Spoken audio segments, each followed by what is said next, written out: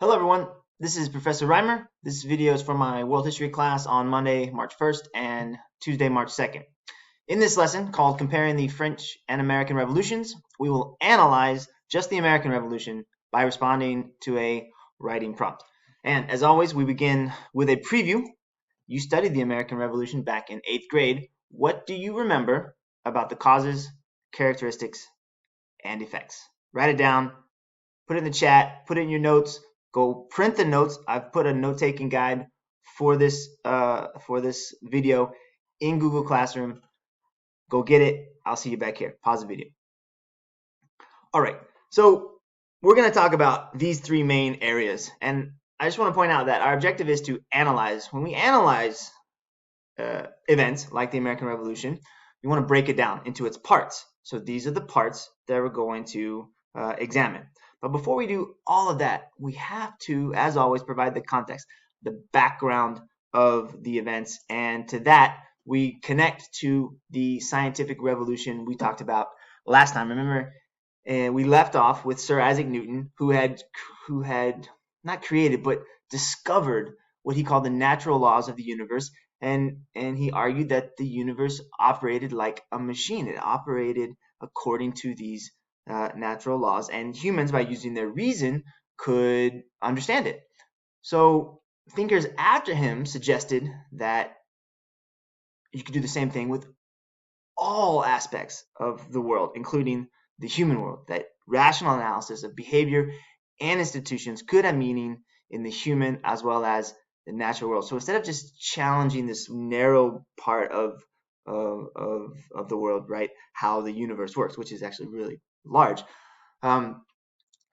the philosophers or the thinkers of the Enlightenment, they used that tool, reason, to challenge all kinds of authorities, from Aristotelian philosophy to Christian religion, and to explain the whole world, both human and natural, in purely rational terms. We call this movement the Enlightenment.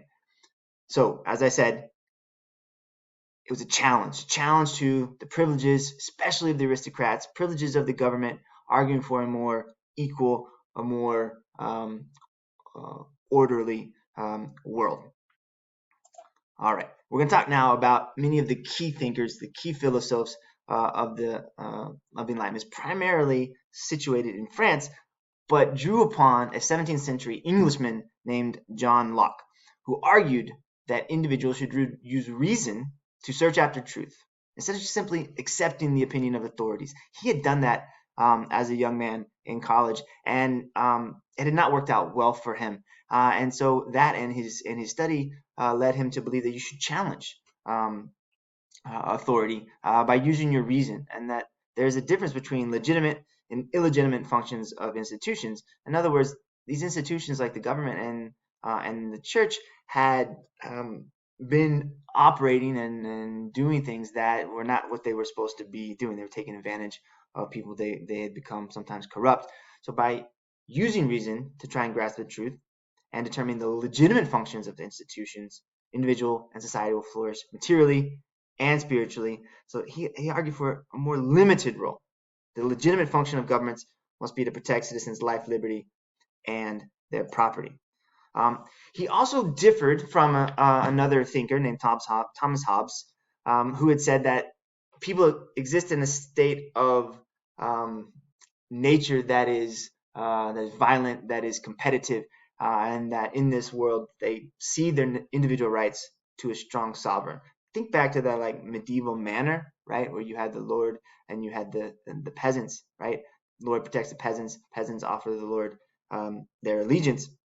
He argued for a different kind of social contract in which people came together and agreed on a particular government, that people had a tabula rasa, that people had a blank slate. They were influenced by their institutions, and if you provided better institutions that could provide better environment for people to prosper, to make progress, to use the buzzword from the Enlightenment. As I said there, he had a great influence on Thomas Jefferson and Declaration of Independence. And like I said, he had a great influence on the philosophers that came after him, such as Voltaire, probably the most famous philosopher of the 18th century, writer of many things. But in Candide, one of his more famous works, he analyzed the problem of evil and the woes heaped upon the world in the name of religion. He really saw organized religion as a force for intolerance and a force for evil and woe upon the world. So he advocated for tolerance, freedom of religion, freedom of speech, and he railed against the Roman Catholic Church. Crush the damn thing, he was known to say.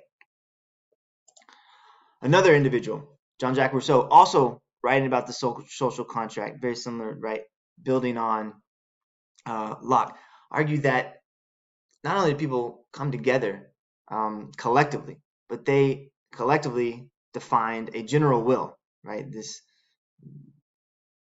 agreement, what should be done for the group, and you were supposed to subordinate your own desires and in order to follow the general will. And this is how you were truly free, because it's what has the group decided, right? All individuals would participate in this progress,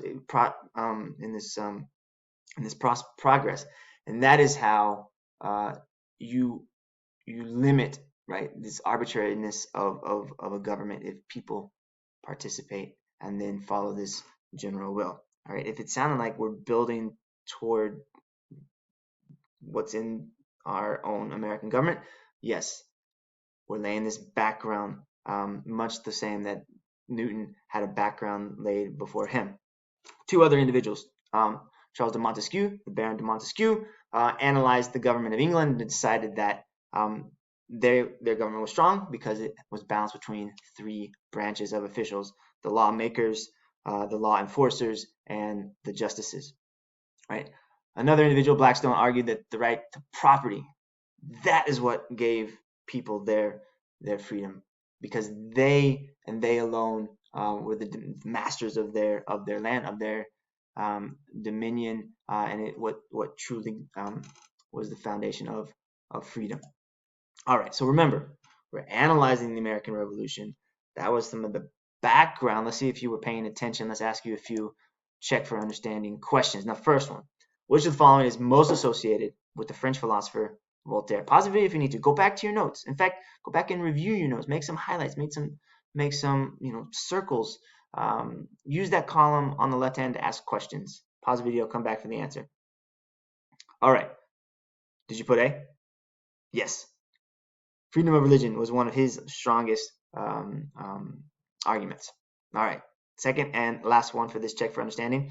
Which of the following was the Enlightenment thinker that put forth the idea that government power should be separate and independent? Go back to your notes. Pause the video. All right. Did you get it? Baron de Montesquieu. Remember, he analyzed the English government and discovered or argued that power should be separated, unlike the way it was in his own country of France. All right.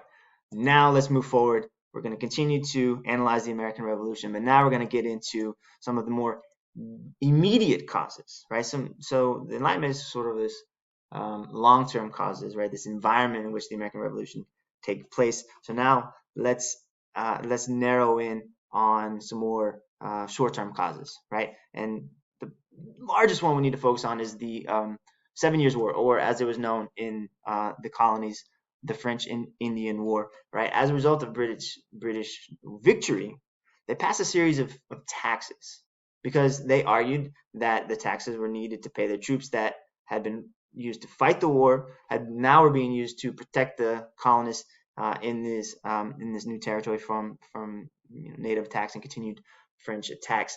The colonists did not see it that way. They saw it as an infringement on their liberty. They railed against it in a variety of different ways, and they did that for a number of reasons, right? For those ideas from the Enlightenment that we were talking about, that people have rights and governments are responsible for protecting those rights. People have the right to remove governments that fail to do so, right? So they're reading those ideas of the Enlightenment thinkers and saying to their own situation, hey, this is not right. They also considered themselves Englishmen, and in the English system of government, there was this idea of a limited monarchy, that laws limit the power of a ruler, and they felt that the king in this instance was unlimited. right? They also felt that they should have been protected by the English Bill of Rights, where there would be no levying of taxes without Parliament's permission. They eventually argue, as you hopefully remember from 8th grade, that no taxation without representation. They wanted to send representatives to the British Parliament, and were not allowed to do so. So, belief that rights as Englishmen were being violated, wanted to participate in Parliament are key causes of the American Revolution. But in how they responded is also a key cause, right? I mentioned before those acts. They boycott British goods. They attacked British officials. In the Boston Tea Party, they destroyed British property. British see this as unlawful, as criminal, as offensive to the crown. And especially when the colonists organized a Continental Congress to coordinate the colony's resistance to British policies. This is seen as treasonous, in which the colonists are seeming to govern themselves, which they were. These committees of correspondence that form in each of these colonies to coordinate these resistance, they acted as illegal governments, which the British wanted to stamp out. All right. Long story short, because you studied this in 8th grade, right? The colonists eventually declare, not on July 4th, though that's the day we celebrated, but in 1776, they declared that the unanimous declaration of the 13 United States of America should be free. They argue this: all men are created equal, that they are endowed by their Creator with certain unalienable rights, that among these are life, liberty, and the pursuit of happiness. Wait, does that sound like John Locke? Yep. They're quoting Locke here. Governments derive their power and authority from the consent of the governed. Wait, is that sounding like Rousseau? Yeah. When any government infringes upon individuals' right, it is the right of the people to alter or abolish it. They're applying the Enlightenment principles in this declaration when they declare the colonies to be free and independent states. But declaring yourself to be free and independent and making it so are two different things. So we can separate sort of the causes of the revolution now with a revolutionary war. In other words, a battle to ensure that the revolution survives, right? And when you looked at the beginning of this war, it didn't look likely that the American colonists would prevail, because in August 1776 they had mostly young soldiers with little experience. Most importantly, they had no navy, right? They did have a Continental Army that was in theory well trained, but it was small in number, and most of the troops were militia. These are inexperienced, mostly farmers who gather their hunting rifles to go off to fight. They did have strong generals like George Washington, but many were imposed upon him, so there was constant bickering between the leadership. So it's not a great recipe for success against British troops who are far older, far more experienced, with a powerful navy to back them up, right? With generals that had known each other and fought with each other for many years. So it didn't look likely that they would win, yet they were fighting for their ideals, and they're inspired by patriotism. They had very key home court advantage. And as George Washington said there, remember, officers and soldiers, that you are free men fighting for the blessings of liberty, that slavery will be your portion and that of your posterity if you do not acquit yourselves like men. And it's this, inspiration that helps explain the discrepancy in their numbers. So some key characteristics of the Revolutionary War. So, right, causes of the American Revolution, what led to breaking free, and then the fighting. Now, what was the fighting like? It was a civil war, right? It was a fight between Englishmen who wanted to separate and form their own country, and Englishmen who wanted to stay loyal to the king. They were known as loyalists, right? So it's Englishmen versus Englishmen, Britain versus Britain. Sometimes father against brother, sometimes brother against brother. And that's very different than the French Revolution, as we'll see. And not surprisingly, the British enjoyed very early success. Those of you who have seen the musical Hamilton, there's a famous scene where New York City is captured and George Washington and Alexander Hamilton and the army is forced to retreat, though they do secure a key victory at the Battle of Saratoga, which is in upstate New York, which convinced France and Spain that the colonists have a chance. They become allies. Meanwhile, though, in the South, there are guerrilla tactics, which means not formal battles, but the colonists would hit supply lines, disappear into the forests. Eventually, Great Britain is far too confident, too far from home from their supply lines, thanks to some key intelligence that the colonial spies had gathered. The British surrender at Yorktown in 1781. So the battle's in, the war ends, but the revolution is not over, right? So now you have these ideals, they survive, now they have to be implemented. So let's now shift to consequences, right?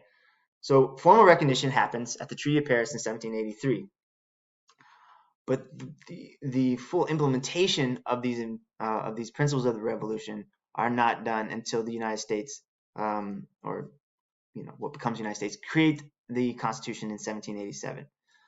Remember, they had tried a first government known as the Articles of Confederation that was eventually scrapped by the creators of the Constitution to create a stronger, centralized government based on some key principles. Number one, popular sovereignty, that people should choose their own leaders. And these leaders would be loyal, not to a man, not to a king, but to a document, a constitution, which laid out the basic principles and laws of the government. And what kind of government was it? It was a republic, meaning that the power was in the hands of the representatives who are elected by the people, right? So is it a democracy? No, right? A democracy in the narrow sense in which everyone votes and makes decisions for the country? No. Is it democratic? Yes, meaning that the people had participation. It was a government of the people, for the people, by the people, in the words of Abraham Lincoln. It built on those, or it drew upon those Enlightenment ideals of separation of powers, right? We in this country have three branches of government that check each other and balance out to prevent one becoming more powerful than the other. And like I said, it's democratic, in which people participate in the political process. And to further enshrine some of those Enlightenment principles, like freedom of press, freedom of religion, the first Congress drafts what are called the Bill of Rights, these amendments to the Constitution that put into writing these freedoms. And it's lastly built on the idea of equality, that all individuals are equal, except not at first for all people. Only white men of property. One of the strengths of America, perhaps, is the creating of these ideals like equality, and then adjusting, changing, adapting over time through the struggle and fight of other groups of people wanting to be seen as equal. Anyway, all right, back to our topic. We are comparing the American and French revolutions.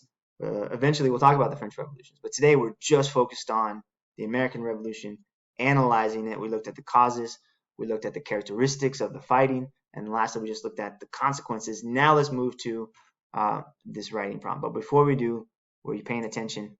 Let's do one quick check for understanding. Which of the following best summarizes the principle of representative government fought for in the American Revolution?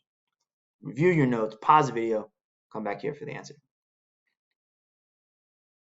All right, principle of representative government, people elect leaders to act on their behalf, right? Republicanism, small r republicanism, people are involved in choosing their leaders. All right, now let's turn to that writing prompt, which was in our objective from the very beginning.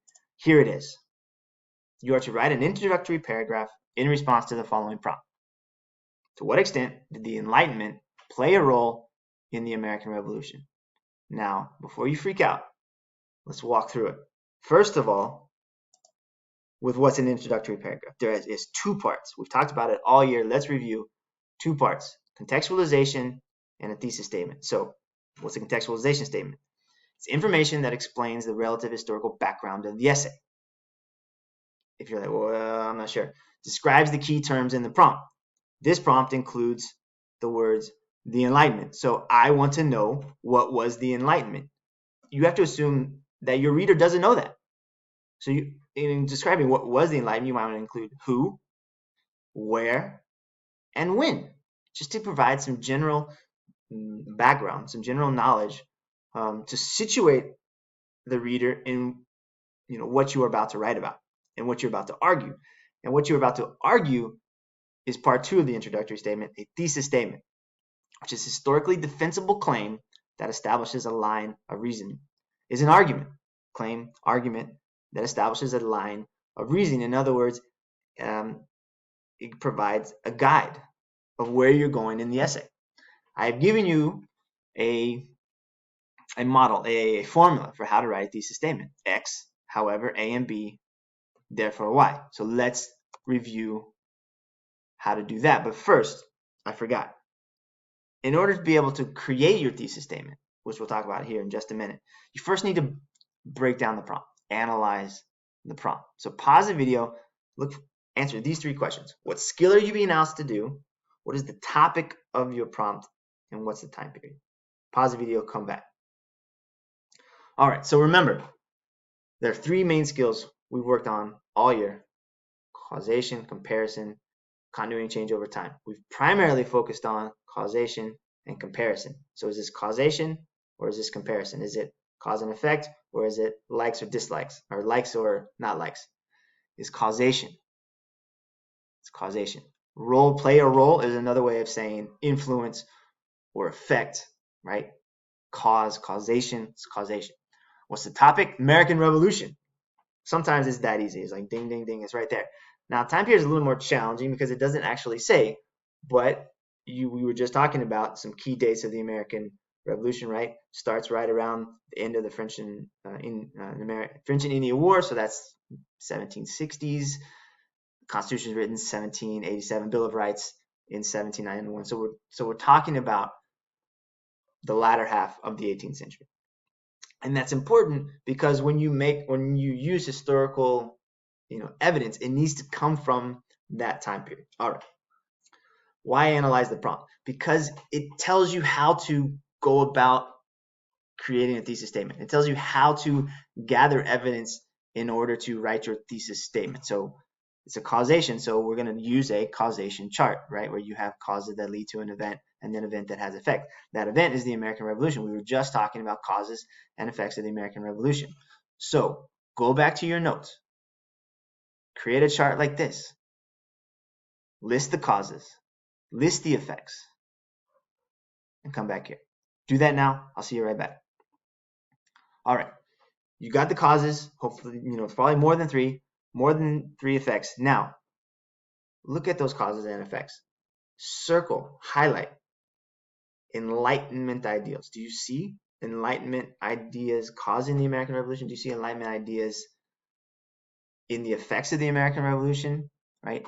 That is why we gather that information, so we could answer our questions, so we could make an argument.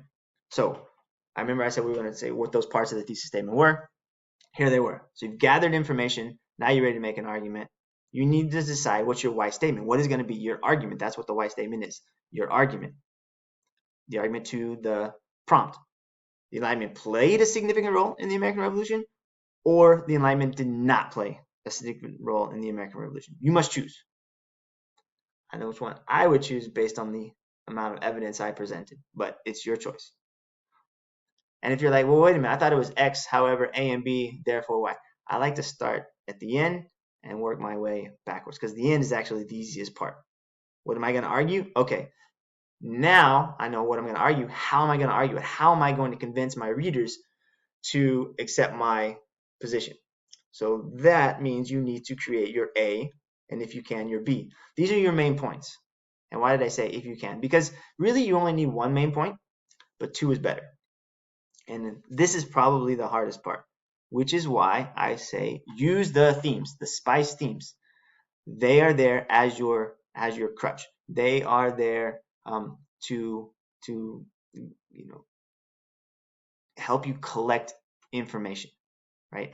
So if you're going to argue the Enlightenment played a significant role in the American Revolution, well, what about in the field of economics, in the field of politics, in the field of social institutions? Like, that is what should be parts of your main points. Use the themes. All right. The X, that's your counter argument, or the strongest argument against your argument. Why did I say, can you think of an X? Because it's not necessary for your thesis to count. It is necessary for you to write a more complex essay, but if you're a beginning writer, if you're still struggling, don't worry about it. It's not necessary to earn a point for the thesis statement. Also, you can make variations, right? This is a flexible model. So, number one there is my model. But again, you can leave off the counter argument and just say A and B, therefore Y. Or, variation 3, you can flip and say your Y first because A and B. In other words, the Enlightenment played a significant role in the American Revolution because of blank and blank. So if that just feels more natural to you, and sometimes it does to me, then go with it, right? Don't feel like there's only one way to write it. There's not. All right. If you're like, okay, I need to see an example. Here's an example straight from the textbook on the chapter about the scientific revolution, Enlightenment. I think it's chapter 21. So this is an example of a contextualization statement. The scientific revolution led to the Enlightenment, a major European intellectual movement that applied reason to all human experience. Remember what I said about what to put in the contextualization statement? A what? Describe the key term, Enlightenment. It's described right there. A major European intellectual movement that applied reason to all human experience. The English mathematician Sir Isaac Newton, who was a key figure in the scientific revolution. His fundamental scientific insight that the physical world operated according to natural laws discovered through scientific investigation influenced every area of Enlightenment thought. Okay, so think of it like this way. When you're thinking about contextualization, thesis statement, introductory paragraphs. This happens to me all the time. Like, I want to find directions to someplace I want to go to, friend's house, maybe a new restaurant I want to try. So I type in the address to Google Maps. And what does Google Maps do? It zooms in right to the place. Let's say it's my friend's house that I've never been to his house before. So, I'm going to go over there. Maybe we're having dinner. It zooms right into his house. And I'm like, okay, that's great. Now I know exactly where his house is. But I have no awareness of the surroundings. So what do I have to do, right? I have to pinch and I have to zoom out because I want to be able to see not only what's around his house, but where my house is in relation to his house, right? That zooming out, that's what I want to see with contextualization. I want to see you zoom out, give me the big picture, so then you can zoom in and give me the directions, give me the thesis statement. So that contextualization, that's the zooming out, so you can see the big picture, and then the zooming in, that is your thesis statement. That's what I want you to work on in this assignment. Here again is the prompt. To what extent did the Enlightenment play a role in the American Revolution? Introductory paragraph. Can't wait to read them. Let me know how I can help in the chat. I'd love to read some samples that you or your rough drafts, and I'll see you next time.